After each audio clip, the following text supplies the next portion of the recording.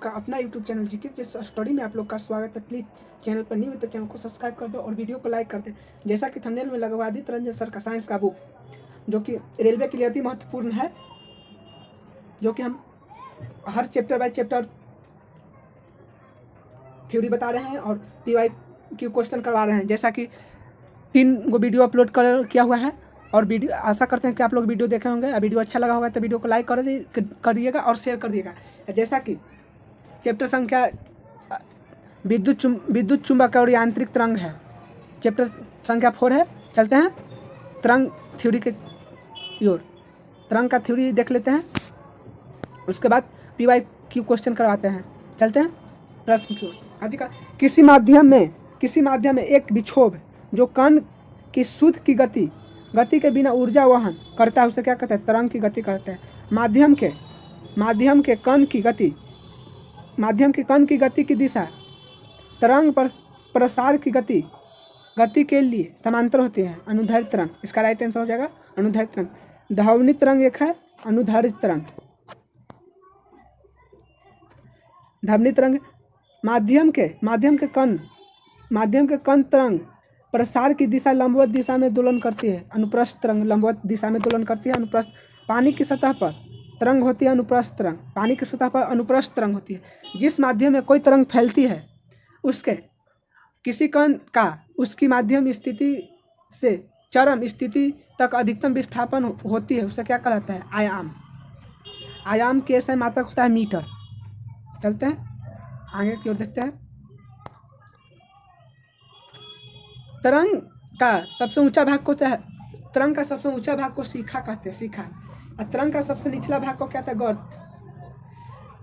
दो लगातार शिखरों या दो लगातार गतों के बीच की दूरी को तरंगदैर्घ्य का ऐसा मात्रक मीटर होता है।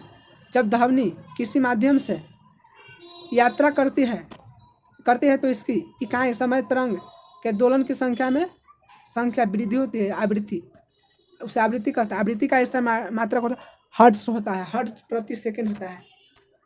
चलते हैं आगे की ओर। जिस दर से कोई तरंग चलती है उसे क्या तरंग की गति कहते हैं? इसको शिखा कहते हैं। इसको शिखा कहते हैं, इसको गर्त कहते हैं। वस्तु में ध्वनि की तरंग गति 332 मीटर प्रति सेकंड होता है।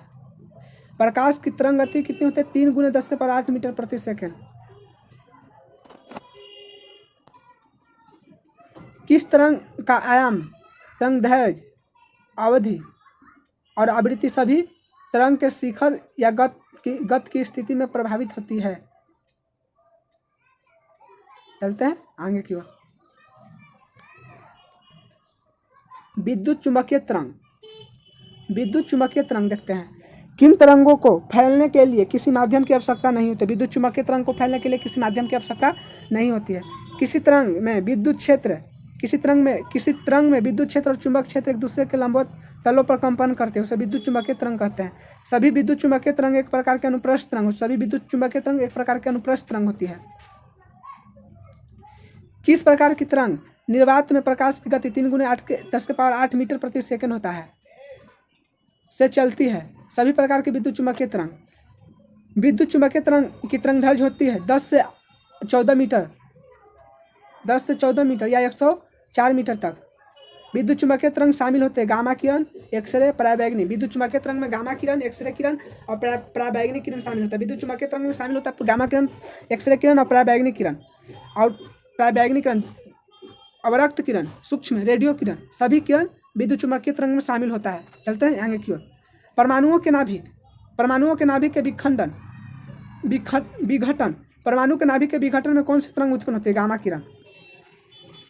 एक्सरे का उपयोग निम्न में से टूटी हड्डियों की जांच के लिए किया जाता है या क्रिस्टल का या मेटल डिटेक्टर के रूप में एक्सरे किरण का उपयोग करते हैं। त्वचा कैंसर के लिए किस प्रकार की किरण जिम्मेदार होती है? पराबैंगनी किरण की खोज किसने किया था? रीटर द्वारा ने किया था। पराबैंगनी किरण का खोज किसने किया था? रीटर ने किया था।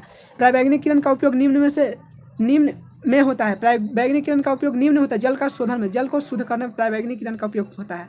चलता है नेक्स्ट प्रश्न। दृश्य, दृश्य प्रकाश की खोज किसने किया था? न्यूटन ने। दृश्य प्रकाश की खोज किसने किया था? न्यूटन। दृश्यमान किरण का उपयोग निम्न में से होता है। दृश्यमान किरणों का उपयोग निम्न में से होता है: प्रवर्तन, अपवर्तन का, व्यक्तिकरण या विवर्तन या घूर्णन, प्रकाश विद्युत प्रभाव को। इंफ्रारेड किरणें की खोज हर्शेल ने किया था। अवरक्त किरणें का उपयोग निम्न में से होते हैं: टीवी रिमोट कंट्रोल में, कुएं एवं धुएं में, कुहरे या धुएं में दूर तक देखने के लिए। खराब मौसम में फोटोग्राफी में अवरक्त किरण का उपयोग करते हैं। टीवी रिमोट में, धुआं या कोहरे में देखने के लिए और दूर तक देखने के लिए, या खराब मौसम को पता लगाने के लिए अवरक्त किरण का प्रयोग किया जाता है। या फोटोग्राफिक सेल में सूक्ष्म तरंग की खोज किसके द्वारा किया गया था? सूक्ष्म तरंग की खोज पर्सिल अस्सेर के द्वारा किया गया था। नेक्स्ट नंबर प्रश्न, सूक्ष्म तरंग को अन्य नाम से जाना जाता है, लघु रेडियो तरंग के नाम से भी जानते हैं सूक्ष्म तरंग को। सूक्ष्म तरंग का उपयोग किन उपकरण द्वारा किया जाता है? रडार, सैटेलाइट, माइक्रोवेव में सूक्ष्म तरंग का प्रयोग किया जाता है। रडार। रेडियो तरंग की खोज किसने किया था? मार्कोनिक ने किया था। रेडियो तरंग का खोज किया था मार्कोनिक ने। रेडियो तरंग का उपयोग निम्न में से होता है। रेडियो और दूरसंचार के लिए रेडियो तरंग का उपयोग करते हैं। किस तरंग में अधिकतम ऊर्जा होती है? गामा किरण में, क्योंकि इसकी आवृत्ति उच्च होती है। गामा किरण की आवृत्ति उच्च होती है। गामा किरण की आवृत्ति उच्च होती है। उसके बाद एक्सरे किरण, उसके बाद पराबैंगनी किरण, उसके बाद दृश्य किरण, उसके बाद अवरक्त किरण, उसके बाद सूक्ष्म किरण, उसके बाद रेडियो किरण होता है। और विद्युत चुम्बकीय तरंग आवृत्ति सबसे ज़्यादा किसका होता है? गामा किरण की। उसके बाद एक्सरे किरण की, उसके बाद पराबैंगनी किरण, उसके बाद दृश्य किरण, उसके बाद अवरक्त किरण, उसके बाद सूक्ष्म किरण, उसके बाद रेडियो किरण। दृश्य या ऊर्जा, सबसे ज़्यादा ऊर्जा किसको? बैगनी किरण में ऊर्जा सबसे ज़्यादा होता है। उसके बाद इंग्लो रंग का नाम है इंडियन इंडिगो का सबसे। उसके बाद नीला, हरा, पीला, हरी, नारंगी, लाल के सबसे कम होता है दृश्य किरण। चलते हैं आगे की ओर, देखते हैं यांत्रिक तरंग। जिन तरंगों को फैलने के लिए माध्यम की आवश्यकता होती है उसे यांत्रिक तरंग कहते हैं। यांत्रिक तरंग का उदाहरण जल तरंग, ध्वनि तरंग, स्प्रिंग तरंग। यांत्रिक तरंग का उदाहरण जल तरंग, ध्वनि तरंग और स्प्रिंग तरंग। वह कौन सी तरंग अनुप्रस्थ और अनुदैर्ध्य दोनों से? यांत्रिक तरंग अनुप्रस्थ और अनुदैर्ध्य दोनों तरंग होती है। ध्वनि तरंग को यांत्रिक तरंग भी कहते हैं। यांत्रिक तरंग के माध्यम में संचरण किस कारण संभव होता है? प्रत्यास्थ एवं जड़त्व के कारण। यांत्रिक तरंग का वर्गीकरण। सभी यांत्रिक तरंग की ध्वनि सुनी नहीं जा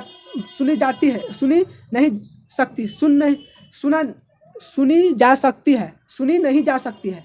इसके आधार पर 3 श्रेणी में बांटा गया है: श्रव, प्रस्रव, अश्रव, प्रस्रव। मनुष्य को सुनने के लिए श्रव की सीमा होता है 20 से 20,000 हर्ट्ज। 5 वर्ष से कम उम्र के बच्चे तथा कुछ जानवरों जैसे कुत्ते तक ध्वनि सुन सकते हैं 25,000 किलोवाट तक सुन सकते हैं। 20 हर्ट्ज से कम आवृत्ति यांत्रिक तरंग होते हैं। 20 हर्ट्ज से कम यांत्रिक तरंग। अश्रव कौन सा तरंग है? यांत्रिक तरंग है। किन तरंगों को मानव द्वारा नहीं सुना जा सकता है? अपश्रव तरंग को मानव द्वारा नहीं सुना जा सकता है, कुत्ता बिल्ली सुनता है। श्रव तरंग मानव सुनता है। अप्रश्रव तरंग से सब समुद्री जहाज, रडार काम करता है। गेंडा, हाथी, हवेल जैसे कुछ जानवरों अपश्रव तरंग उत्पन्न करते हैं। जैसे गेंडा, हाथी, हवेल जैसे कुछ जानवर अपश्रव तरंग उत्पन्न करते हैं। कुछ जानवर भूकंप से पहले परेशान हो जाते हैं। क्यों एक मुख्य घातक तरंग के रूप में होते हैं। कम आवृत्ति वाले अपश्रव तरंग उत्पन्न करते हैं। ये संभव जानवर को सुन सकते हैं। 20,000 से अधिक प्रस्रवित तरंग होता है। प्रस्रव तरंग 20,000 से अधिक होता है। 20 से 20,000 होता है श्रव तरंग। 20 से कम होता है अश्रव तरंग। 20,000 से ऊपर होता है प्रस्रव तरंग। डॉल्फिन, चमगादड़, कुत्ते जैसे जानवरों कुछ प्रस्रवित तरंग सुनते हैं। कौन सी ऊर्जा आवृत्ति तरंग जो बांधों की उपस्थिति में भी अच्छी होती है उसे प्रस्रवित तरंग कहते हैं। चलते हैं नेक्स्ट प्रश्न।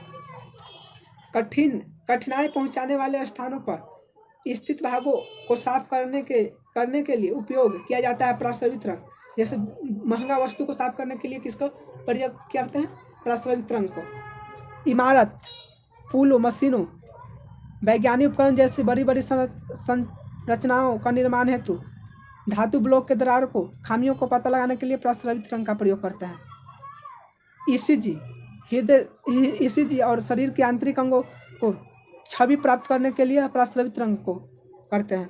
यांत्रिक अंग की छवि को मॉनिटर या फिल्म का मुद्रित करने के लिए अल्ट्रासोनिक के रूप में किया जाता है। प्रस्रवित रंग को अल्ट्रासोनिक के रूप में प्रयोग किया जाता है। किसका उपयोग गर्भाशय के दौरान भ्रूण जांच के लिए करता है? अल्ट्रासोनिक या प्रस्रवित रंग को भ्रूण जांच के लिए किया जाता है। किसका उपयोग गुर्दे से बनी छोटी छोटी पत्थरी की बारीकी से प्रस्रवित रंग। कौन सी युक्ति जिनमें प्रस्रवित रंग का उपयोग करके गहरे समुद्र में वस्तुओं का पता लगा? सोनार का पूर्ण साउंड नेविगेशन एंड रेंजिंग होता है। प्रस्रवित रंग में अधिकतम ऊर्जा को क्यों संचित होता है? प्रस्रवित रंग में आवर्ती अधिक होता है तरंगदैर्घ्य कम होने के कारण। चलते हैं आगे की ओर। ध्वनित रंग ऊर्जा का एक रूप जो कानों में सुनने की अनुभूति उत्पन्न करते हैं उसे ध्वनित रंग कहते हैं। जो वस्तु के कंपन से उत्पन्न होती है उसे ध्वनित रंग कहते हैं। वह कौन सी विद्युत चुम्बकीय तरंग है जो निर्वात में विचलन नहीं करती है उसे ध्वनित रंग कहते हैं। मानव में ध्वनित रंग उत्पन्न होती है रज्जु के कंपन से। पदार्थ जिसके माध्यम से ध्वनि संचित होती है माध्यम में, ठोस द्रव गैस में। ध्वनित रंग एक प्रकार की यांत्रिक तरंग है। हवा में ध्वनित रंग कैसे विचलित होती है? अनुदैर्घ्य होती है। पानी की सतह पर ध्वनित रंग कैसे होती है? अनुप्रस्थ होती है। ठोस में ध्वनित रंग कैसे विचलित करती है? अनुदैर्घ्य और अनुप्रस्थ दोनों करती है। ठोस में अनुदैर्घ्य और अनुप्रस्थ दोनों होती है। चलते हैं आगे की ओर। किसी माध्यम की आवृत्ति तथा कोमलता को बोध मुख्य रूप से उसके आयाम के प्रभाव होता है। उच्च आयाम के कारण कौन सी तरंग उत्पन्न होती है? तीव्र ध्वनित तरंग लंबी दूरी तय करते हैं क्योंकि इसमें उच्च ऊर्जा होती है। ध्वनित तरंग का आयाम उस बल पर निर्भर करते हैं जिस पर किसी वस्तु को कंपन कराया जाता है। चलते हैं आगे की ओर। एक तरंग द्वारा एक पूर्ण दोलन पूरा करने के लिए लिया गया समय को आवर्तकाल कहता है। एक आवर्तकाल, आवर्ती बराबर 1/आवर्तकाल फॉर्मूला होता है। उत्पन्न होने वाले कंपन की दरार के आधार पर ध्वनि की गुणवत्ता को क्या कहते हैं? पिच। विभिन्न आवृत्तियों में मिश्रण में से एक क्रमबद्ध ध्वनि उत्पन्न होती है जिसे संगीत कहते हैं। एक ही आवृत्ति की ध्वनि तरंग होती है टोन। अनेक आवृत्ति के मिश्रण से जो ध्वनि तरंग उत्पन्न होती है उसे नोट कहते हैं। ध्वनि तरंग किसी माध्यम में कैसे यात्रा करते हैं? संपीड़न और विकिरण के माध्यम से। कभी तेज कभी कम। अनुदैर्घ्य तरंग वह क्षेत्र जहाँ कण एक दूसरे के सबसे करीबी होते हैं उसे संपीड़न क्षेत्र कहते हैं।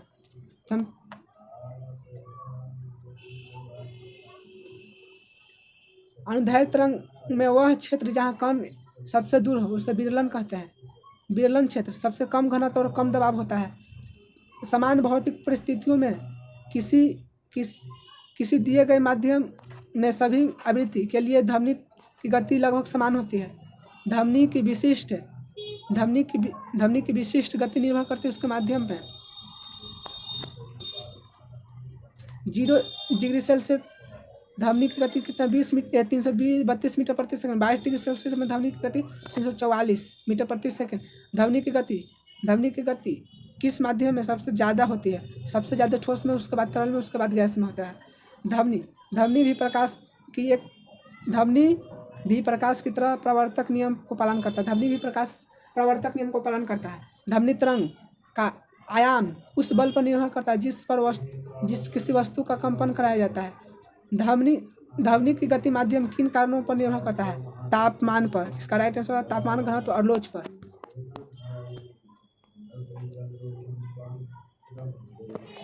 सबसे तेज धमनी चलती है ठोस में, और सबसे अधिक घनत्व भी होता है ठोस में। लोच जितना अधिक होता है उसकी धमनी गति ऊर्जा उतना ही अधिक होती है। आर्द्रता बढ़ने पर धमनी की गति बढ़ती है। दबाव बढ़ने पर या घटने पर धमनी का वेग का कोई प्रभाव नहीं पड़ता है। धमनी का वेग किसके कारण बढ़ता है? लोच के कारण बढ़ता है। निर्वात की लोच शून्य होती है किसका? निर्वात में धमनी के प्रसार होने के कारण। जैसे जैसे गैस का आणविक भार बढ़ता है उसका धमनी का वेग कम होता है। इसका राइट आंसर होगा धमनी का वेग कम होता है। डॉपलर प्रभाव देखते हैं। डॉपलर प्रभाव, जब श्रोता और स्रोत के बीच का सापेक्षित गति होती है तो स्रोत द्वारा उत्पन्न ध्वनि की आवृत्ति को श्रोता द्वारा सुनी जाती है। सुनी गई ध्वनि से भिन्न होता है, उसे डॉपलर प्रभाव कहते हैं। कौन सा प्रभाव ध्वनि और प्रकाश दोनों को मान्य है? डॉपलर प्रभाव। जब कोई तारा पृथ्वी के निकट आती है तो उस पर आने वाले प्रकाश का रंग बैगनी की ओर स्थानांतरित हो जाती है, और यदि कोई तारा पृथ्वी से दूर जा रही है तो उससे आने वाले प्रकाश का रंग लाल स्थानांतरित किसके कारण? डॉपलर प्रभाव। प्रकाश का डॉपलर प्रभाव के कारण होता है। बिग बैंग थ्योरी किस पर आधारित है? प्रकाश डॉपलर प्रभाव पर है। जब धमनी एक माध्यम से दूसरे माध्यम में प्रवेश करती है तो वह अपने मूल पथ पर मुड़ जाती है। किससे? प्रकाश धमनी अपवर्तन के कारण। धमनी के दिन की अपेक्षा रात में दूर तक सुनाई देते हैं। धमनी प्रवर्तन के कारण। धमनी की गति किन दिनों अधिक होती है? शुष्क दिनों में धमनी की गति अधिक होती है, बरसात के दिनों में अधिक होती है। चलते हैं धमनी के व्यतीतकरण।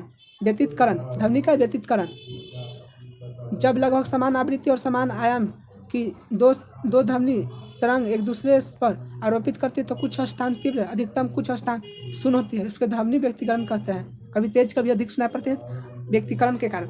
जब कभी हवाई जहाज की स्थिति समुद्र में नहीं मिल पाती, तीव्रता शून्य होती है और धमनी विनाशकारी व्यक्तित्व होती है। मौन क्षेत्र का निर्माण किसके कारण होता है? विनाशकारी धमनी से। प्रतिध्वनि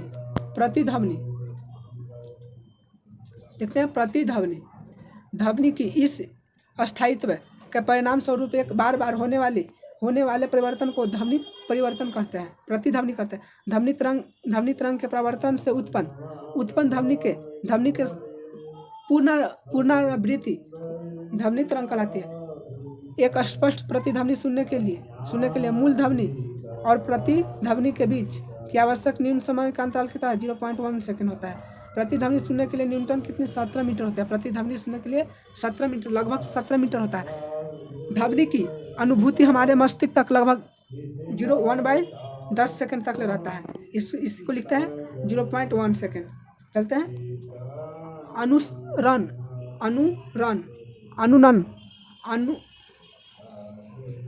अनुरणन देखते हैं।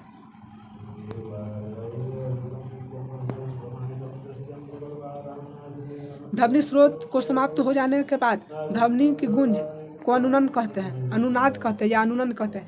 किन तरंगों के प्रवर्तन के लिए बड़ा आकार और अवरोध की आवश्यकता होती है? ध्वनि तरंग के लिए प्रतिध्वनि अनुनाद से कम होने के कारण सभागार की छत और दीवारों को आमतौर पर ध्वनि अवशोषक सामग्री से ढका होता है।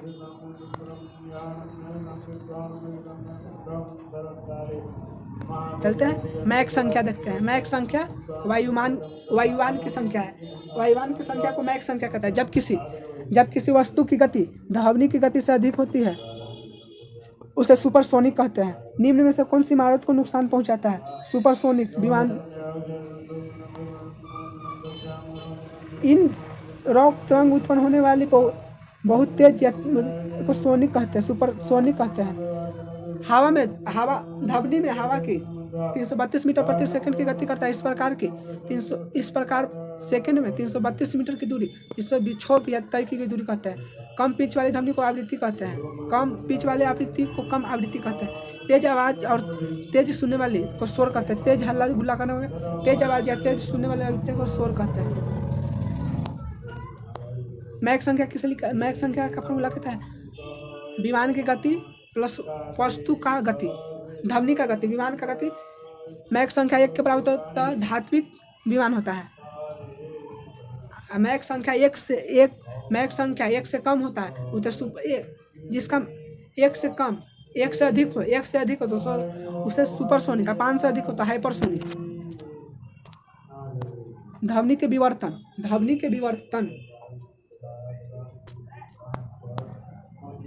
देख लेते हैं। ध्वनि के विवर्तन, जब ध्वनि तरंग खिड़की और दरवाजे के किनारे से टकराते हैं उसे ध्वनि विवर्तन कहते हैं। वह तरंग जो अपने स्थान पर फैलती है करते हैं उसे स्थिर ध्वनि तरंग कहते हैं। स्थिर ध्वनि तरंग कंपन की आवृत्ति अधिकतम होती है जहाँ एंटीनोड का निर्माण होता है।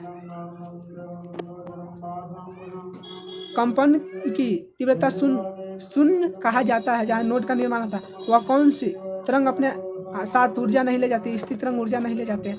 वह तरंग जो किसी माध्यम में अपने आयाम में परिवर्तन की दिशा को क्या करते हैं, भ्रमणशील। प्रकाश और ध्वनि का घूर्णन देख लेते हैं। कुछ ऑब्जेक्टिव प्रश्न दिया हुआ है, चलते हैं, करा देते हैं।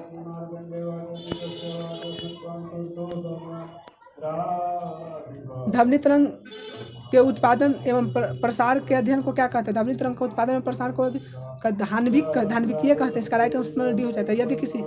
यदि दिए गए वेग की ध्वनि तरंग की आवृत्ति बढ़ा दी जाए तो इस तरंग का तरंगदैर्घ्य प्रभाव क्या होगा?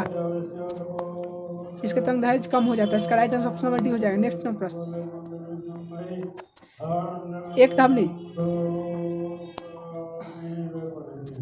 एक ध्वनि तरंग की आवृत्ति 3.5 किलोहर्ट्ज है और तरंगदैर्घ्य 0.1 मीटर है तो 700 मीटर की दूरी तय करने में कितना समय लगेगी? 700 मीटर की दूरी तय करने में कितना समय लगेगी?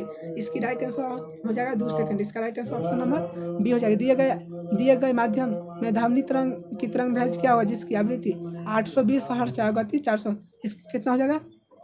इसका राइट आंसर हो जाएगा 0.512 मीटर। इसका राइट ऑप्शन नंबर डी हो जाएगा। नेक्स्ट प्रश्न, लंगर में खड़ी एक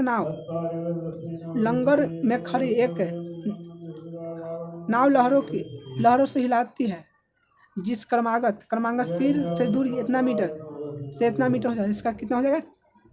625। इसका राइट हो जाएगा 0.5 हर्ट्ज। ऑप्शन नंबर ए हो जाएगा। 0.20 हर्ट्ज हो जाएगा। नेक्स्ट प्रश्न,